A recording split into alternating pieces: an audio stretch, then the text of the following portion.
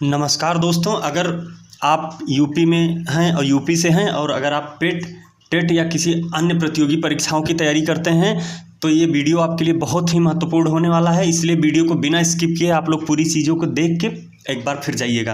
दोस्तों, अगर हम आज बात करें इतिहास की तो इतिहास को हम कैसे 3 बड़े भागों में बांटते हैं, आइए हम पहले इसके बारे में जानते हैं। सबसे पहले इतिहास को हम 3 भागों में बांट सकते हैं, प्रागैतिहासिक काल और आद्य ऐतिहासिक काल और तीसरा क्या है आपका ऐतिहासिक काल।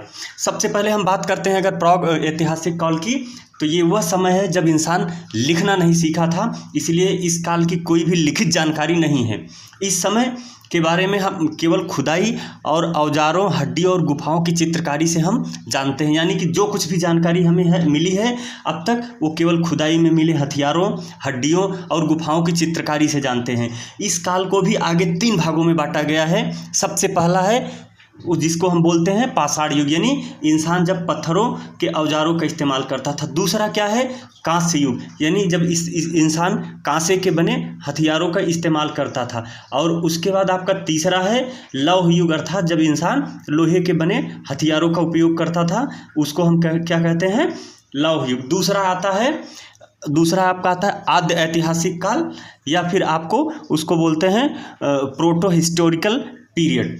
दोस्तों, ये वो समय है जब इंसान लिखना तो सीख चुके थे, लेकिन उनकी लिखावट को हम आज तक पूरी तरह से पढ़ नहीं पाए हैं। उदाहरण के लिए सिंधु घाटी की सभ्यता, हमें यहाँ से लिपियाँ तो मिलती हैं लेकिन वो आज तक पूरी तरह से समझ में नहीं आई हैं।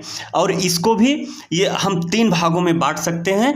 पहला क्या है सिंधु सभ्यता, कांसा और हड़प्पा। तीसरा और आखिरी जो है वो है हिस्टोरिकल पीरियड, यानी ऐतिहासिक काल। ऐतिहासिक काल आता है अब वो समय है जब इंसानों की लिखी हुई बातों को हम साफ साफ पढ़ सकते थे, इसलिए इस काल के बारे में हमें ज़्यादा जानकारी है।